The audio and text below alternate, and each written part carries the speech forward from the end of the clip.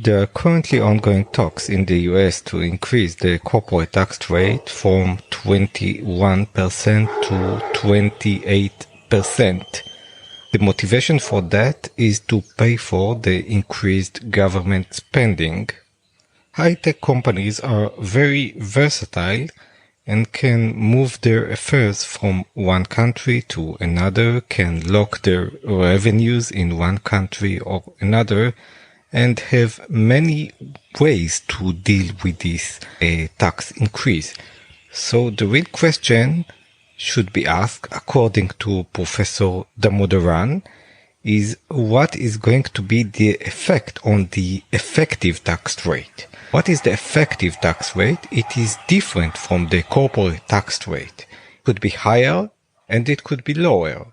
It could range from 0% according to Professor Damodaran and get up to 100% and higher. So it has a very wide range. So what could corporates, and especially big corporates, do to avoid this increasing of tax, of these talks about increasing the tax from 21% to 28%? Basically, one of the ways is to delay the revenue, basically to lock it. If you have a revenue and it's locked somehow, meaning you should not pay tax for this revenue. So you could increase these locked revenues, for example, by not paying dividends and not spending it. Second way to avoid this increased corporate tax rate or to get a lower actual effective tax rate is to take loans. And in this way, if a company has a higher tax to pay, it can take then loans and then deduct. Say, I have to pay back these loans, so I have some deficit and I could deduct the revenue from the loans that I'm taking. So actually you could see that the effect would be even more money to the companies because they would take additional loans. The third way to avoid this increased tax rate is to leave income outside of the USA. Basically, what happens is that if a company has an income and it's moving it to the US, then it has to pay taxes. And recently, the companies also had to pay taxes for revenues which they get outside of the US. And they use it, and there is a lot of debate whether they should pay taxes only when they move the money to the US or even when the money is received outside the US and not even moved inside the US. However, in this gray line of when should companies pay taxes, then if there is any availability to the company to leave the taxes outside of the US and to pay less taxes, they could do this. So we've seen a couple of ways for companies to lower the effective tax that they pay, although the actual corporate tax rate would increase from 21% to 28%. Basically, the common thread among all these methods is trapping the cash outside of the US, locking the revenues, taking loans against the revenues. You trap the cash. This does not mean that the effective tax should always be lower than the corporate tax, because it can change in some crazy way, because when they play with these taxes, it can be higher or lower than the corporate tax. So they could even pay higher taxes.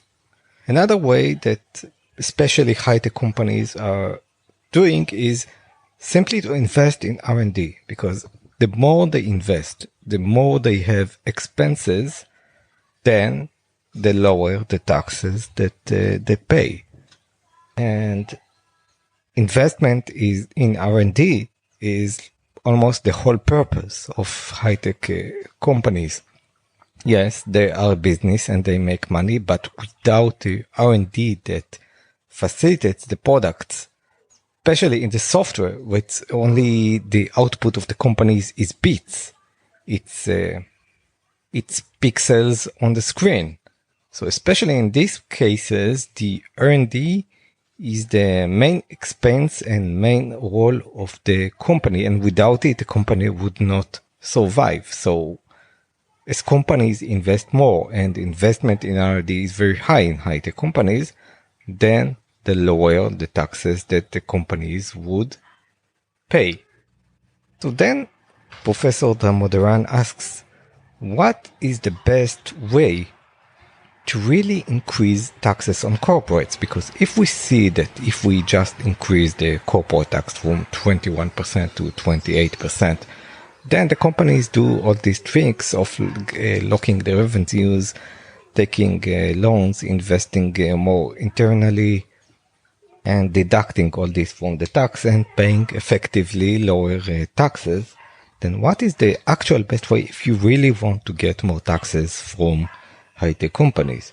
So the way to do this, he answers, the way to really increase the tax rate on companies is to remove the tax deduction.